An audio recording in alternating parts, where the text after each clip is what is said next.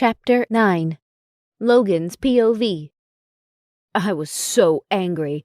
After one whole week, my mate finally woke up, only to lose consciousness again. The people in my pack knew that she obviously had a past, and that we were supposed to take it slow with her. Still, my mom, the twins, Jake and Alexis, rushed towards us, making her panic and yet again lose consciousness.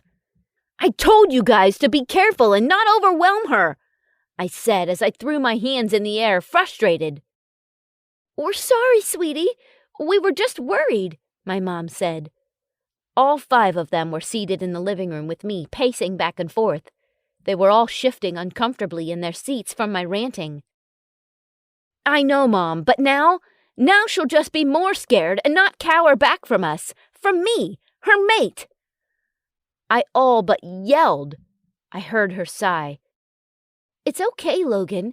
Just take it easy with her next time she wakes up and it'll be fine," Alexis said. "Yeah, 'cause it'll be fine," I heard the twins say in union. Now it was my turn to sigh. "I'm just gonna go stay with her." I was about to make my way to my room when a soul-shattering scream filled the place. My wolf and I were immediately on high alert, and all I thought about was my mate. I ran upstairs and into my room with my mom and the rest in tow. My mate was lying in bed, squirming in pain. Her body was being twisted in a weird way, and it seemed like her back burned and couldn't touch the bed. Panic filled my body, and I rushed to her side. "Jake, call Dr. Mitchell! Tell him to leave whatever he's doing and to come now!" Jake nodded and proceeded to call our pack doctor. Another scream filled the room and tears started flowing from my mate's eyes. I didn't know what to do. I wanted to take all her pain away, but I didn't know how. I felt helpless, and her screams and grunts were literally breaking my heart. I held her hand and started murmuring soothing words in her ear. "Do you think maybe she's shifting?" I heard my mother ask, but I never bothered answering. My mate screamed again. "Where the hell is Dr. Mitchell?" As if on cue, I saw him run towards us and immediately went to my mate's side. "Her temperature is high," he said as he placed his hand on her forehead. I couldn't stop myself from reaching out and touching it myself. Shit, she was boiling hot. "Please, doctor, do something!" I begged as another scream left my mate's mouth. He nodded and began fumbling inside his bag. "I'm going to give her a sedative. I don't know what's going on, but I don't think she's shifting. I can't hear any bone breaking," Dr. Mitchell said as he prepared a syringe, filling it with whatever medicine he's going to use. He held one of my mate's hands, and I was hardly able to stop the growl that was about to escape my throat. I hated the fact that someone is touching my mate, but I'll have to hold back this time.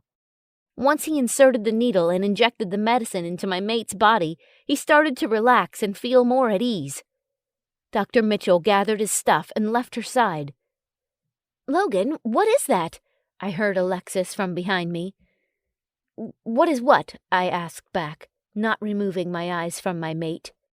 "The thing that's moving under the covers," she asked, her voice more panicked now. My eyes immediately shot to where she was pointing. There was something moving next to my mate. It was long and wide. It was like a snake. Shit! I quickly removed the covers, but what I saw was something I never expected. Neither did anyone else. It looked like a tail, but it was blue. Very light blue, almost white. It reached from under my mate's body to the ground next to the bed. WTF! I heard Alexis gasp, and all our eyes were on her now. I think I saw something like this before," she started. "Come with me." I was very reluctant about leaving my mate's side, but eventually I left knowing that I had to know what that is. We were now all gathered in the living room with my dad. He came after hearing my mate's screams. Jake's mate and other pack members that lived with us came too, but we dismissed most of them. Now it was only me, my parents, Alexis, of course, with her magic book, Chloe, Jake, and the twins. Alexis kept on flipping the pages, and I started getting impatient. "Ah, here it is. She started as she looked at a page that had a picture of a person standing there with tails similar to that one that my mate had. The only difference is that he had 9. "This here is called a gumhio," she said, pointing at the picture. "Come again?" I asked, confused. "What the hell is a gumhio?" "A gumhio, or better say, a 9-tailed fox. It says here that a gumhio is a mythical creature that appeared since the beginning of life. However, unlike most creatures, one gumhio is born every 100 years.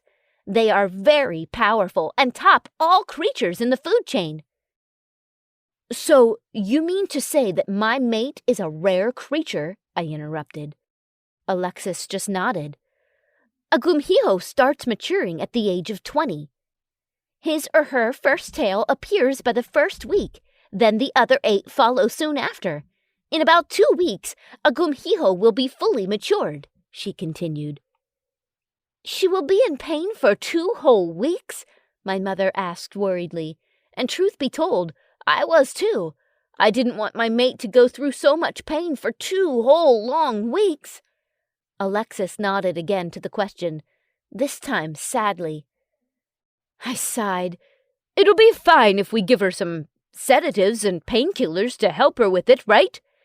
It was my father who asked now. Guess he figured that my mate isn't just a human anymore. "I think so. Nothing here says about it not being fine." "What else does it say?" I asked. It says that each gumhio has a pearl," Alexis read. "A pearl?" the twins asked in union, and Alexis nodded yet again. "Cool," they both said. "This pearl is the gumhio's source of power. Without it, he or she will be just like any other normal human. This pearl can also be given to someone." "What do you mean, given to someone?" Chloe asked from her place beside Jake. They had their fingers intertwined. I can't wait till I can hold my mate's hand like that. I was pulled out of my thoughts by Alexis's voice. "It says here that if a person is in dire need of the pearl, either for power or for healing, the gumhio can pass the pearl to that person through the mouth. And after the purpose of that person is fulfilled, the gumhio can take the pearl back." "What if someone decided to take the pearl and not give it back?" my mom asked. "Then the gumhio dies in a matter of 1 month," Alexis continued calmly. I heard my mother and Chloe gasp, while I couldn't stop the loud growl that escaped my throat. "Oh, there's something here that you should know, too," Alexis said, trying to get my mind off the dying topic. "It says here that a gumhio's tear initiates rainfall. If the weather was sunny and rain started pouring, know that a gumhio is crying." It would rain if she cried. And then it clicked in. When we were out, rain started pouring as soon as my mate shed her tears. But after she fainted, the rain stopped.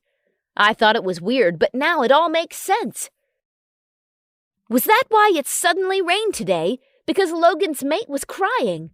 I heard Jake ask the same thing I was thinking about. "Yeah, seems like it."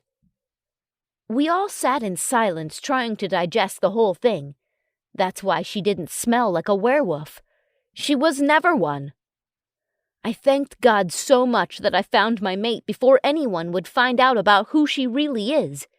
People would force her to give up her pearl so they could use it for their own advantage, which will eventually lead to her death.